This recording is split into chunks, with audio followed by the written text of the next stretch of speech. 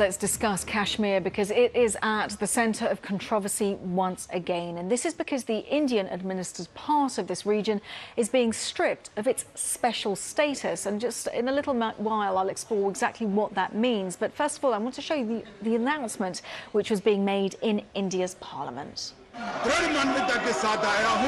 I have come with a firm resolution in my mind that there shouldn't be a second's delay in removing Article 370.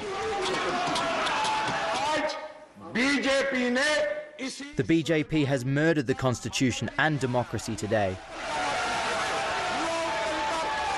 So a lot of strong reaction after that announcement. We heard India's Interior Minister mention Article 370. Now, this is part of the constitution that guarantees that Jammu Kashmir has significant autonomy.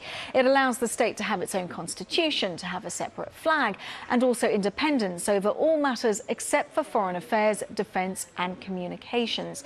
And it has been in place since 1949. My colleague Yogita Lamai explains why. At the time of partition, Kashmir was a princely state that India and Pakistan fought a war over. Kashmir's special status was a promise made to the region in return for acceding to India. One of the main privileges it gave was that only permanent residents could buy land here. Now, that provision was put in place to protect Jammu Kashmir's distinct demographic character. It is the only Muslim-majority state in India, and today's move could end up actually changing that. It's certainly the concern across the border in Pakistan-administered Kashmir. Our reporter Fahad Javad is there for us. Let's get his reaction. Dozens of people have gathered here in Muzaffarabad, which is the capital city of Pakistan-administered Kashmir. And these people are protesting against the Indian government. These people are carrying black-colored flag and they are holding posters that say that it is a planned Indian conspiracy to change the demography of the Kashmir region. Well, there's also strong opposition to this move on the Indian side of the border. Here are some of the thoughts from protesters in New Delhi. We want the indigenous people to rule our land, and we don't want other peoples to come there and settle there.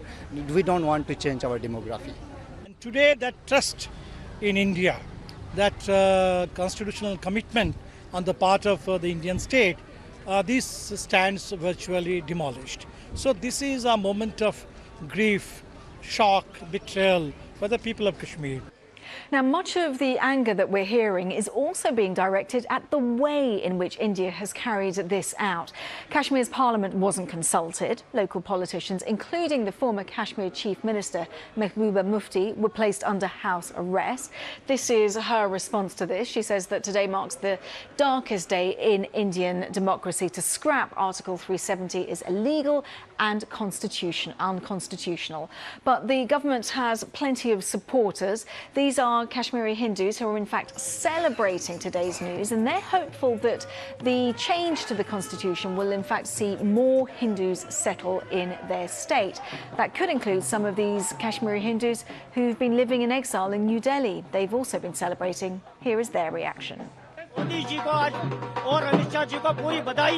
We congratulate Narendra Modi. Our banishment is ended.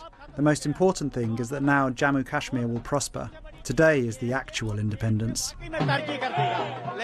Now the Kashmiri Hindus will return on our own terms. It is a historic and very good step for us that Article 370 has been scrapped.